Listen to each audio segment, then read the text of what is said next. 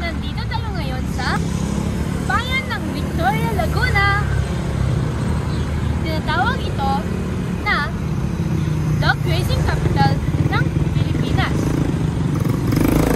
Nandito tayo ngayon para alamin kung ano mga laga ng mga bibe. Tara, samahin ninyo ako. Handa na ba kayo?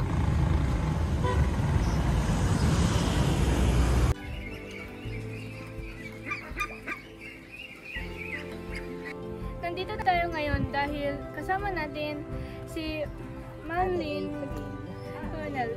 Kwentuhanin niyo naman po kami tungkol sa farm na ito at ang inyong ginagawa dito. 4 AM, nag-i-start na sila, naghahakot ng feeds, nag-aagad ng suso kasi yung pino, pinapakain nila doon. Tapos hahalo nila yung suso dun sa feeds. Yun, mga 5 to 7, tapos na sila. Tapos na sila magpakain nun. Tapos, yung tubig dyan, nakita mo yung patubig na yan? Yes. Oo.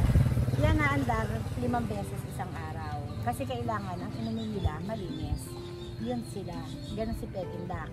Kapag siya, hindi mo pinalitan ng tubig, makikita mo na lang, karamihan sa alaga mo, mamamatay. Kasi hindi sila nainom ng maputik ang tubig. Kaya 5 times nililinis yun. Oo, 5 times nagpapandan ngayon, lagyan ng feeds, tapos malinis sa tubig, tapos vitamins, yun yung everyday routine nila. Wow, ang ganda naman po ng farm na ito. Una po, anong uri na po ng mga itik po o bibi po na inaalagaan niyo po? Meron tayo dito ngayong Peking duck. Tapos dun sa dulo, yung sa anak ng gusto, meron siyang native na itik. Yung itlog na ginagamit sa itlog na maaga. Pero kailan lang yung itik niya. Peking duck talaga ito. Kung makikita mo, Peking duck lahat ang alaga. Ilan po yung mga Peking duck dito po? Sa ngayon, nag-downsize kami kasi mahal ang mga materyales sila, lalo ang feeds, kuryente, kaya nag-downsize kami. Pag may na-order, tsaka lang kami nagdadagdag ng isa. Sa ngayon, meron kaming alaga, parang nasa 3,000 na lang ngayon. Nag-downsize kasi kami. Ano po yung mga kagamitan po ang kailangan pa mga laga ng mga Peking duck po? Ayan, unang-una, yung pakainan nila, malinis na kamalig, patubig, pagkain, yun lang naman yung mahalaga eh, mga vitamins. Yun lang. Painuman. Sa tansya nyo po, magkano po yung puhunan po para magka-start po ng farm na ito po? Nung nag-costing kami ni Sir, ang isang itik, kasi may nakuha sa aming mga Vietnamese, Chinese, ng dress na, oo.